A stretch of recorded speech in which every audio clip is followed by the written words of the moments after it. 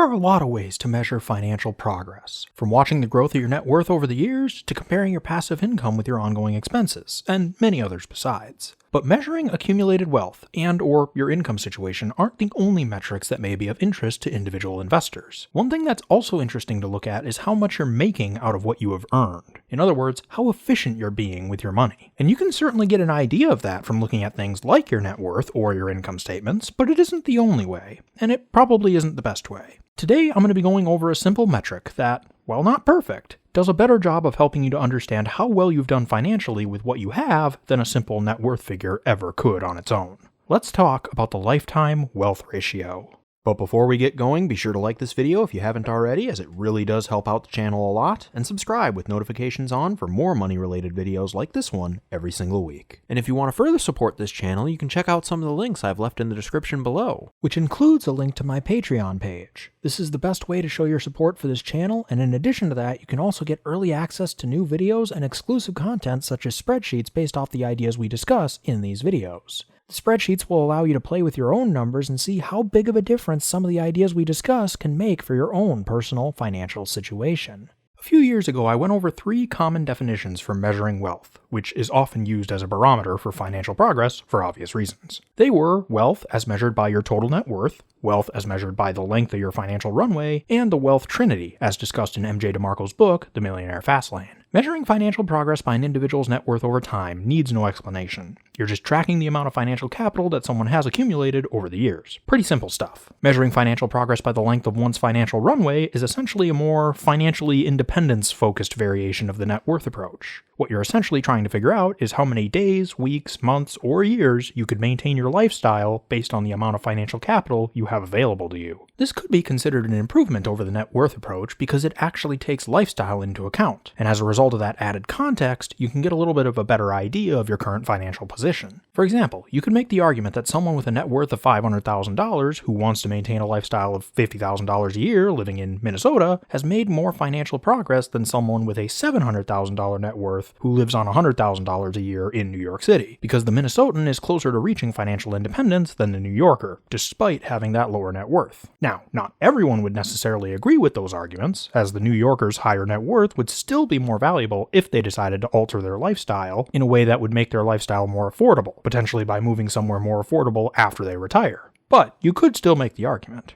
And depending on the individual in question, it could have some validity. However, as useful as these metrics are, one problem that most of them have, at least when trying to compare between different situations, is that they tend to tip the scales overwhelmingly in favor of those individuals who have managed to earn larger incomes, or have just been investing for a longer period of time. The power of compound interest is pretty tremendous after all. As a result, they aren't necessarily telling you much about how well you've done for yourself given the circumstances you've faced. Take a doctor who earns $200,000 a year, is 50 years old, and has a net worth of $700,000. Are they doing well financially? Well, yeah, sure, relative to your average person, but are they doing well given that they have a $200,000 a year income? I don't know. But the lifetime wealth ratio, as described by Jay Money in his blog, Budgets Are Sexy, at least gets us closer to an answer to that question. And when paired together with other metrics like your net worth and financial runway, you can get a much clearer picture of where you are now financially, and possibly help you start thinking about ways you can supercharge your financial future. Here's how it works. The lifetime wealth ratio is really just a simple equation. You start by calculating your lifetime earnings from work or business. You can look up your taxed Social Security or Medicare earnings online through the Social Security Administration's website to get a ballpark figure for yourself if you haven't been tracking your income over the years. Just remember to include any inheritances or windfalls you may have earned that don't necessarily show up there. Once you've done that, then you can calculate your current net worth, which is just everything you own minus everything you owe, or assets minus liabilities. With those two figures in hand, you divide your net worth by your lifetime earnings. This gives you a ratio showcasing how efficiently you've managed to convert income into wealth. And that's about it. The main pro to this approach, relative to simply measuring financial progress by your raw net worth, is that it gives us a better idea of how efficient you've been by measuring both your saving and budgeting abilities as well as your investing acumen. What's also nice is you can track your ratio over time to see how you're improving. For example, say John was a 35-year-old software developer, taking home around $100,000 a year. In terms of income, he's doing really well for himself. However, he also has a lot of things that drag on him financially. namely a ton of debts. We'll say that he owes about $50,000 in student loans at an average interest rate of 5%. which equates to monthly payments of about $530 a month or $6,300 a year. We'll also say that he has a $500,000 30-year mortgage with a 3% interest rate, meaning his monthly payments for that come out to around $2,100 a month, or $25,200 a year. Finally, he has a $50,000 car loan at a 2.5% interest rate, which translates to around $750 a month or $9,000 a year in payments. We'll say that the remainder of his expenses come out to be around $2,500 a month or $30,000 a year. So in total, his expenses come out to be around $70,000 annually. The rest of his money goes into his savings and investments. With a 30% savings rate, we can tell that John is setting himself up for a strong financial future, despite the debts, assuming nothing goes seriously wrong, of course. According to the 4% rule, even if his investments only average 5% per year, which, if history is any guide, is certainly achievable over the long run, even after inflation is taken into account, he'd be expected to reach financial independence in about 28 years, with a nest egg of roughly $1.8 million. Assuming his income held at $100,000 a year, which isn't exactly realistic, but for the sake of this example, we'll go with it, he would have earned around $2.8 million in that time, making his lifetime wealth ratio roughly 64%, due to the fact that he'd still owe a little under $50,000 on his home. Now, is that a good lifetime wealth ratio? I don't know. I mean, it depends on your standards, I suppose. According to J Money, it's enough to merit a proposal, as you can see here. But again, the beauty of this approach to measuring financial progress is that it allows us to better compare financial efficiency across different situations and times, at least when compared to more traditional measures. So let's look at another hypothetical situation. Let's say that Bob is a regular office admin. He takes home a comfortable $40,000 a year and leads a modest lifestyle. He has no student loans or auto loans to speak of. His only debt is a mortgage of $150,000. It holds an interest rate of 3% and is to be paid over 30 years. So Bob's minimum monthly payment is about $630 a month, or roughly $7,500 a year. The remainder of Bob's expenses come out to be around $18,000 a year. So in total, Bob spends roughly $25,500 and saves about $14,500 annually. Running those numbers through our calculator, we see that using the same investing assumptions as we did for John, Bob would become financially independent in around 24 years. This makes sense given that he had a higher savings rate and the returns on his investments were the same. And while Bob is well behind John in terms of raw net worth, which is still worth noting, he actually comes out ahead in terms of the lifetime wealth ratio by the end of year 28. John's lifetime wealth ratio was around 64%, but Bob's was around 80%. Now, you may wonder, why use the lifetime wealth ratio at all when measuring financial efficiency? Why not just use people's savings rates instead?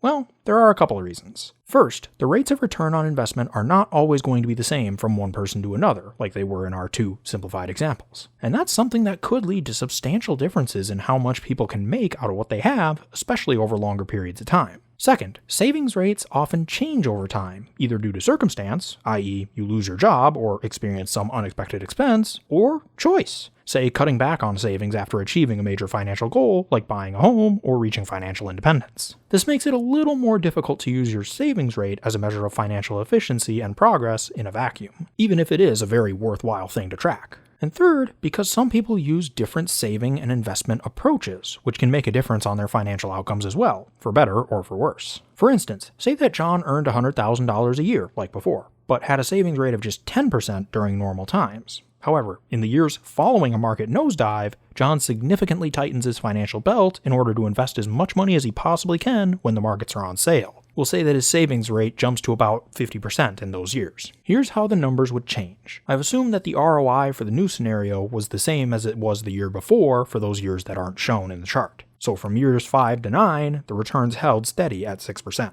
Is that realistic? No, but it does help illustrate the concept a little clearer than if we used historical returns. So in reality, the differences wouldn't be quite as drastic as you're seeing here in this chart. And depending on the exact sequence of returns that they actually experienced, it may not even favor the new version of John when all is said and done. But the differences would exist. So at least in this hypothetical, John started investing in the market shortly before a downturn. That means that starting in year 2, and all the way until the market shows signs of life again in year 5, he was stashing as much cash into his investments as he possibly could, which naturally gave him an edge in terms of the net worth department, and also the lifetime wealth ratio. However, following the market bounce back in year 5, John went back to saving his normal 10% of his income. So the gap between his net worth and our previous example, where he just invested the same amount each and every year, begins to narrow. During the downturn of years 10 to 14, John was again investing as much as he possibly could. This time, we saw his lifetime wealth ratio decrease as he had more money to lose when the markets tanked than he did at the start. But he did still manage to increase his net worth. And when the markets rebounded in a big way over the following decade, we saw John's net worth triple to nearly $1.7 million, and his lifetime wealth ratio shot up to a new high of 68%. Over the next handful of years, it grew to nearly 83%, or about 13% above what it reached when he was investing consistently. This suggests that despite the fact that he actually invested less money out of his own pocket, roughly $680,000 over 30 years compared to $900,000 in the original scenario, his increased financial efficiency, due to putting in gobs of money when the markets were down, led to a superior outcome. Again, this wasn't the most realistic scenario, as the markets don't tend to rise or fall by consistent amounts year after year, and if the sequence of returns had been different, say John experienced a long bull market at the start of his investing journey instead of at the end of it, the results may have been different. But it illustrates the point and what the measurement does. The lifetime wealth ratio gives you an idea of how efficiently you've managed to convert income into wealth. And when paired with other metrics like our overall net worth, the trajectory of our nest egg over time, the length of our financial runway, our savings and burn rates, and the levels of financial independence, or other goals, we have managed to attain, we can get a pretty solid idea of our financial position. Unfortunately, it isn't perfect, as even though it may be better than a simple net worth figure in this particular regard, it still does tend to tip the scales in favor of those who earn larger incomes, though not necessarily so large that the taxes end up taking half of it, and or those who have had more time to invest and let their net worth compound. With that being said, let's touch on some alternative methods for measuring financial efficiency and progress. One method is to calculate a wealth accumulation score for yourself. For those of you who have read The Millionaire Next Door by Thomas Stanley, you may already be familiar with this approach. It basically works like this. Multiply your age by your current gross income, and then divide that number by 10. If your net worth, excluding any inheritances or windfalls you may have received, is close to that number, then you'd be considered an average accumulator of wealth. If it's less than half of that number, you'd be an under-accumulator of wealth. And if it's more than double that number, you'd be an over-accumulator of wealth. This approach also tends to work better for those who are a little bit older and further along in their financial journeys, as young 20-somethings who are just getting started in their careers would be hard-pressed to be considered anything but an under-accumulator of wealth by this method. But it is another popular approach for gauging how well you're doing financially, given your circumstances. Another option you may prefer is Nick McGilly's modification of the lifetime wealth ratio, which is called the wealth discipline ratio. This formula aims to solve the issue of lower income individuals being unable to achieve very high scores using the lifetime wealth ratio, due largely to the fact that the majority of their money is going towards things like food, shelter, and other necessities. Nick argues that since we all need to spend some money on necessities, those expenses really shouldn't be counting against us when analyzing how well we've done financially. Basically, the wealth discipline ratio is trying to measure how many of the dollars that you could realistically have turned into wealth actually got turned into wealth. To do this, it modifies your lifetime earnings by removing some level of basic, unavoidable expenses each year, and then divides your net worth by that modified earnings figure. So basically, it's the same thing as the lifetime wealth ratio, but with one extra step. As for how you calculate the basic spending figure, there's no real perfect solution for all situations. Nick recommends using the federal poverty guidelines as a way to ballpark the figures, but recognizes that depending on where you live, the actual amounts you may have needed to get by, even if you're tightening your financial belt as much as possible, can be quite different than what the federal poverty guideline levels would suggest. Ideally, you'd be able to calculate minimum spending for every year of your life in every place you've lived, but that's often a lot easier said than done, especially if you weren't religiously tracking your finances from the beginning. However, this approach still runs into the issues regarding the length of time people have had to invest. Again, due to compound interest, all else being equal, we'd expect someone who's been investing for longer to have the higher wealth discipline ratio. And those extremely high earning individuals struggling to achieve high scores simply because such a large chunk of their income goes to paying taxes. But on the whole, I'd say it's still probably an improvement on the vanilla lifetime wealth ratio, since it does take into account the realities of meeting basic living costs. But anyway, those are some ways that people measure their financial efficiency and progress. What other methods do you use to gauge your financial position or progress? Let me know in the comments section below. But that'll do it for me today. Once again, if you enjoyed this video, be sure to smash that like button if you haven't already, subscribe, and hit that bell next to my name so you'll be notified of all my future uploads. I generally upload every single Monday, and if you have a friend that would be interested in this kind of content, be sure to share it with them. Let's really get this information out there and start our own financial revolution.